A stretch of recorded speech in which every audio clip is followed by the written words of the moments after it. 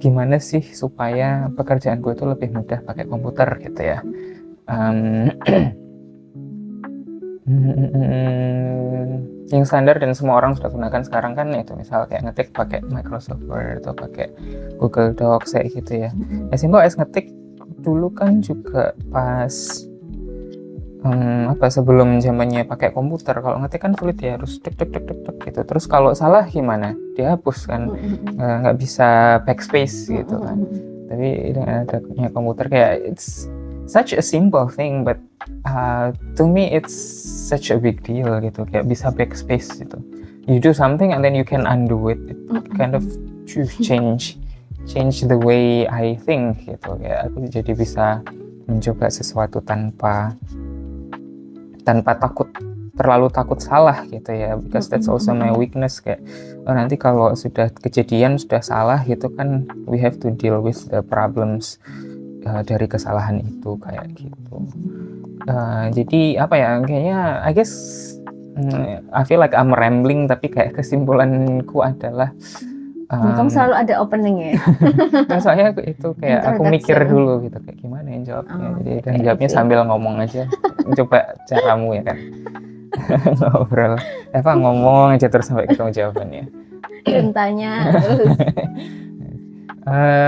ya kesimpulannya sih I guess the idea that computers and all this automation is helpful to our day-to-day job itu sesuatu yang sudah tertanam di dalam pikiranku dari dulu gitu ya.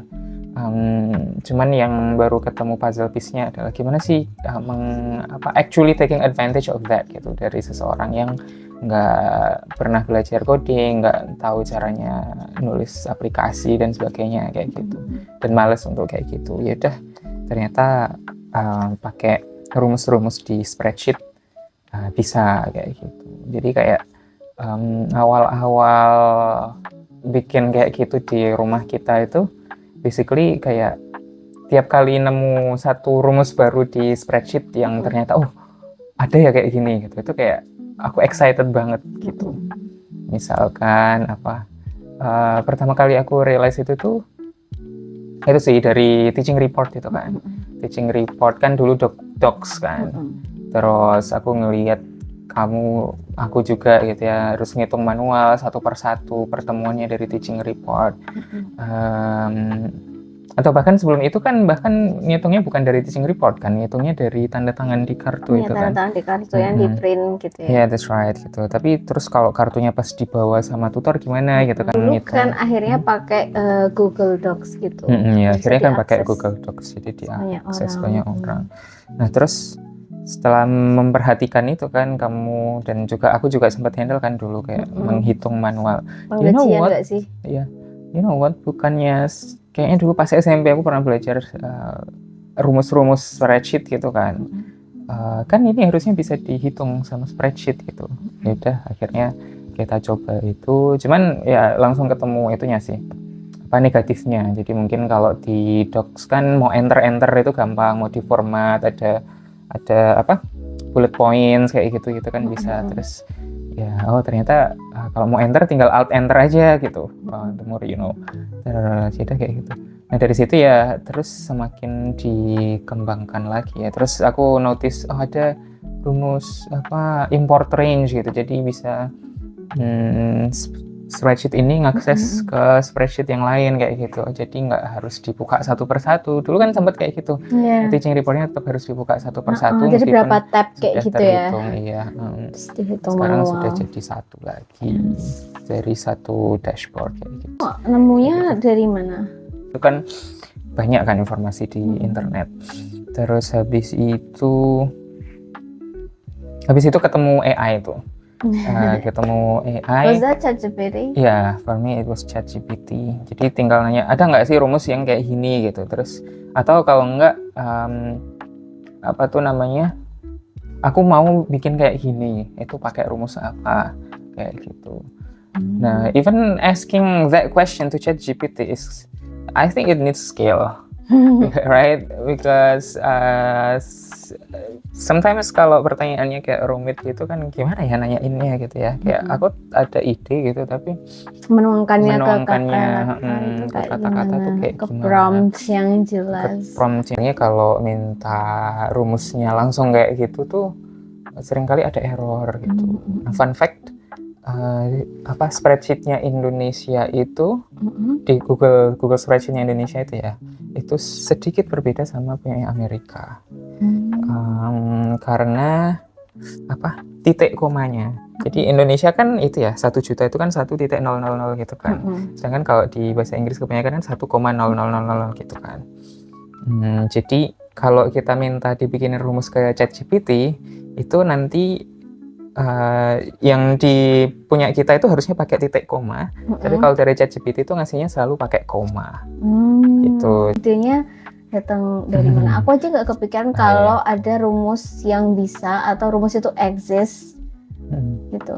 Maksudnya kepikiran ini bisa di sort it out by the formula itu gitu ya.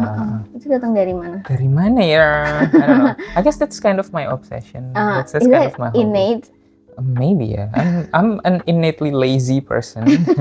So whatever I'm doing, I always try. Aku selalu cari gimana sih cara paling efisien untuk melakukan itu biar aku lebih banyak waktu untuk males-malesan. Tapi kind of gitu sih kayak apa ya? Gak tahu ya. Just as simple as nyapu gitu, nyapu di rumah.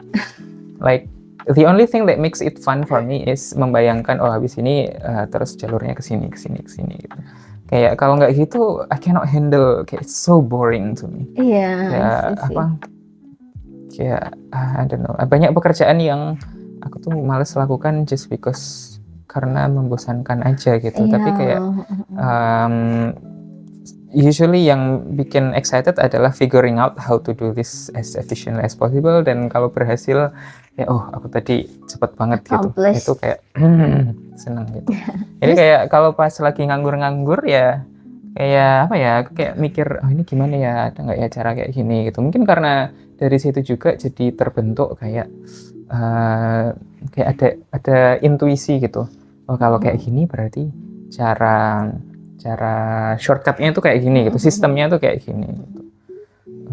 Emang apa sih contohnya permasalahan yang kind of solved dengan itu rumus-rumus? Kan tadi ya itu penghitungan fee itu aja kan? Selain itu apa? Iya, penghitungan itu aku sama sekali nggak kepikiran bahwa it's a problem gitu. Masalahnya aku tidak berpikir ini adalah masalah gitu. Aku berpikir kayak ribet banget kayak gitu. Tapi ya udah, mau gimana lagi? There's no other way. Yeah, right. Ya gimana ya? As you said, it's ribet banget gitu ya.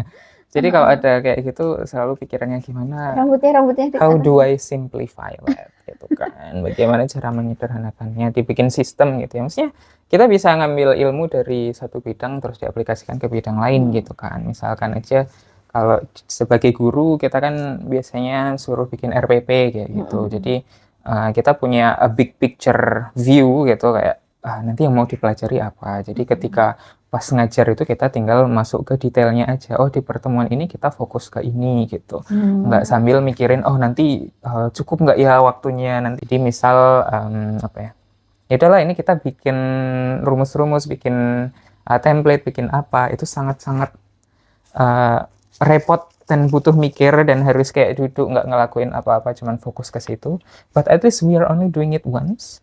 Tapi setelah itu we can save so much money and energy to do it the second time gitu. Exactly. Well, rajin is not always a good thing.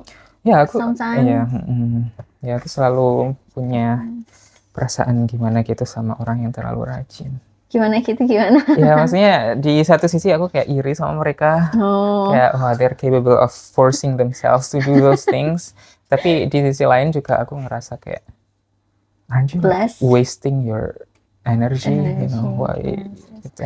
I think that's what people say, that we have to work smarter, but we just don't know how to do. Yeah, well, I guess being smart is, knowing what to do, right? Oh ya. So iya sih. But how do you start, right? Like how kayak gimana coba kamu bisa kepikiran untuk melakukan sesuatu gitu tanpa harus diajarin dulu gitu. Nah, that's what I meant. I guess being smart itu kan itu kan ya. Yeah.